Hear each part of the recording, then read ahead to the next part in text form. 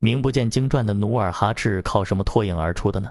一代英杰努尔哈赤是明末建州女真的首领，他凭借13副祖传铠甲闯天下，马上征战40余年，于1616年建立后金，即汉魏。本来名不见经传的努尔哈赤是如何统一建州女真各部落，脱颖而出建立后金政权的呢？努尔哈赤本出生于建州女真一个贵族家庭里，祖父和父亲都是建州女真的贵族，也是明朝封的建州左卫官员。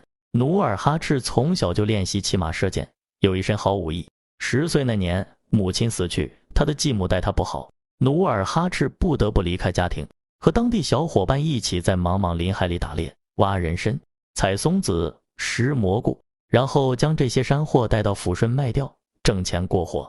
努尔哈赤就是在那里接触到了许多汉人，并且学会了汉文。建州女真的部落总是互相攻击，因此明朝驻军将领也利用建州各部的矛盾来加强这一地区的统治。努尔哈赤25岁那年，建州女真部土伦城的城主尼堪外兰带引明军攻打古勒寨城主阿台，而阿台的妻子是努尔哈赤的妹妹。于是努尔哈赤的祖父带着他父亲去古勒寨探望孙女，不巧正碰上明军打古勒寨。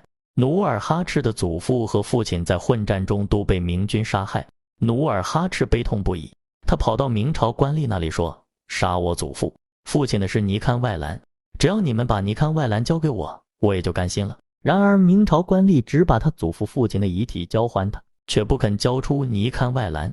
由于念及自己的力量太小，不敢得罪明军，于是努尔哈赤满腔悲愤回到家里，翻出了他父亲留下的13副盔甲，分发给他手下兵士，向土伦城进攻。努尔哈赤英勇善战，尼堪外兰不是他的对手，狼狈逃走。努尔哈赤攻克了土伦城，继续追击，趁机又征服了建州女真的一些部落。尼堪外兰东奔西窜，最后逃到了鄂勒辉（今黑龙江齐齐哈尔）附近，请求明军保护。努尔哈赤也追到那里，就让努尔哈赤杀了尼堪外兰。又过了几年，努尔哈赤就统一了建州女真，这就引起女真族其他各部的恐慌。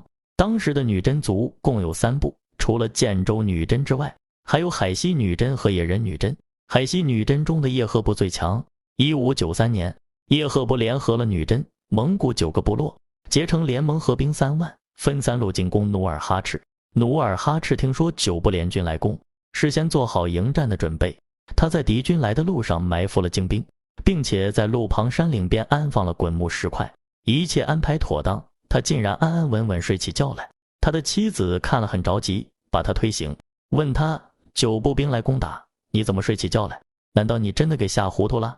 努尔哈赤笑着说，如果我害怕，就是想睡也睡不着。第2天，建州派出的探子回报敌兵人数众多，将士们听了也有点害怕。